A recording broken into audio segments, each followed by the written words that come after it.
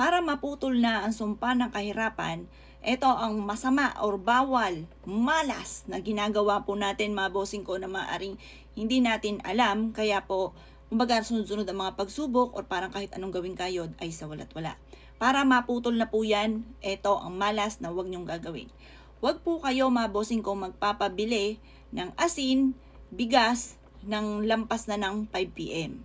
Yan po mga bossing ko sa umaga binibili. Napakamalas din mga bossing ko kung ikaw ay magpapahiram ng payong. Huwag kang magpapahiram ng payong kasi sabi nga po nila, kung ano yung problema ng tao na nanghiram at binalik sa'yo ay maaaring malipat sa'yo, ang problema niya pinagdadaanan. Parang totoo po ito kasi may kakilala akong ganyan. Nagkatotoo po yun. Lumipat nga sa kanya. Ganon din po mga bossing. Malas po ang nasisimutan sa bigasan ng bigas. Dapat lagi po yan puno. Kaya lagi nyo antabayanan. Pero syempre, huwag nyo, kasi baka bukbukin po yan yung napailalim na. Halimbawa, kukunti na, nilagyan nyo ng alisin nyo muna yung pang ilalim, punasan nyo po ito, tapos lagyan nyo ng ampaw na 168. Tapos lagyan nyo ng bago na bigas. Tapos, ang huli nyo gagamitin, yung po pinaka nauna na binili nyo ng bigas, ha mga bossing. Ganon din po ang asin. Totoo po yan.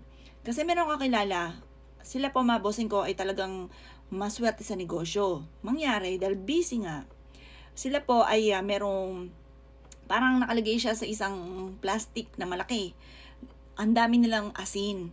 At ito ang pinaniwalaan na maswerte nga yung asin. Kaya dinadamihan nila. Naaging abala.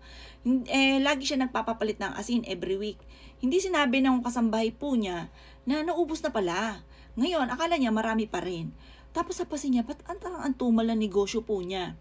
Tapos, nung siya na magpapalit, kasi nag-day off yung kasambahay niya, nakita niya, simot na pala mga bossing. Malas po yun.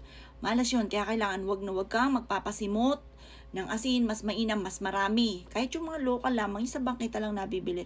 Tapos mas maganda, puno po yun. Labis-labis na blessing. Ganon din po ang inyo pong bigas mga boss. O paano mga bossing? Para maputol ang sumpa ng kamalasan. Yung mga nabanggit ko, baka nagagawa nyo po yan. Para matigil na po yan bago-bago na mga boss. Baka lagi ka nagpapahiram ng payong. Wag na. Sabihin nyo sa kanya, bumili siya ng kanya. Kasi malas po yun na hinihiram. O paano mga bossing? Good luck po sa inyo po lahat.